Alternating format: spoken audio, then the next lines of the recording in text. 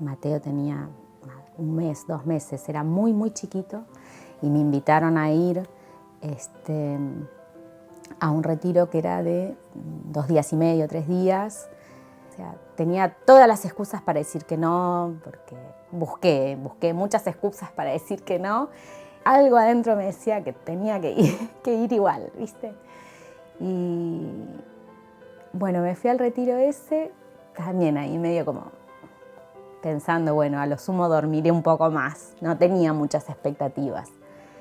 Me encontré, digamos, con que Jesús estaba vivo ahí, presente, esperándome, digamos, pidiéndome que yo lo deje entrar a mi casa. Volví a casa y estaba, digamos, esa crisis, ese caos de decir, bueno, antes de agarrar el bolso e irme, probemos, buscar, a ver qué es traer a Jesús a casa. Porque en realidad, o sea, como que yo no sabía cómo traerlo. ¿Qué hay que hacer? Hay que rezar, hay que leer, o sea, no sabíamos qué era, qué significaba hacerle lugar, ¿no?, a Jesús o a la vida de fe en la casa. Empecé a ir a misa con más frecuencia, empecé a hacer dirección espiritual con sacerdote.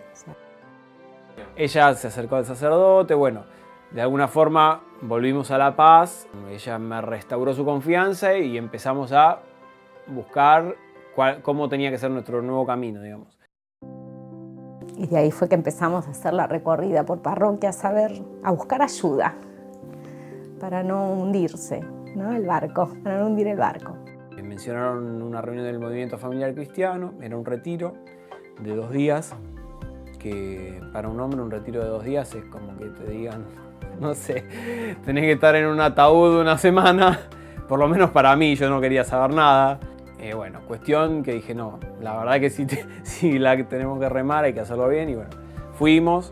Fue una experiencia muy linda que justamente nos hablaba de eso, del viaje que hacíamos juntos, destino que tenía que ser Dios y el caminar juntos hacia nuestro encuentro con Dios. Empezamos a rezar juntos, empezamos a leer la Biblia juntos, a leerle a los chicos, ¿no?, tratando obviamente siempre también de bajarlo a la simplicidad de ellos, ¿no? Rezar en familia, a mí yo le doy mucha importancia. A veces todas las noches rezamos con todos. O sea, de acuerdo a la edad vamos encontrando la manera, ¿no? Porque la verdad es que los chicos, una vez que se acostumbran, lo buscan. Antes de toda esta experiencia, ¿no?, cuando decían, hay que ir a misa porque es domingo, hay que ir. Y ahora no es hay que ir, es necesito ir. A ver, viene un fin de semana complicado, hay que hacer esto, hay que hacer lo otro, está el cumpleaños y tal. Y es mirar todo eso y decir, bueno, organicemos en cuál de los huecos. Si a la mañana, a la tarde, no sé qué, vamos a la misa porque yo necesito. Es el motor que me da la fuerza para seguir el resto de la semana. O sea, la dirección espiritual, la confesión.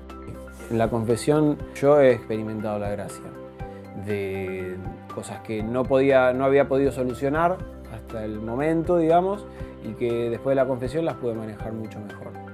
Es como que te da un aliento también.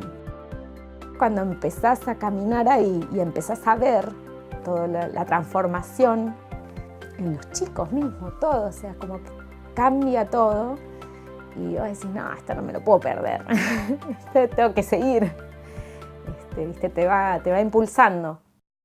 Al buscar una relación más cercana con Dios, experimenté que yo tenía que buscar estar en paz conmigo para saber recibir con alegría lo que ella me daba y para poder ofrecer con amor lo que yo tenía para dar. Dios es así, te da y no espera nada, entonces aprender eso. Y yo lo que me doy cuenta es que desde que nos acercamos, digamos, a la vida espiritual y a mantenernos activos a través de la misa, de los sacramentos, de los grupos, en mí se abrieron capacidades de reconocer o de distinguir o de ver cosas que antes quizás las tenía igual a la mano, pero no las veía, no las escuchaba, no las comprendía. Digamos, antes la mirada se perdía mucho en todas estas pequeñeces de la vida y perdíamos el foco, digamos, en lo que era importante.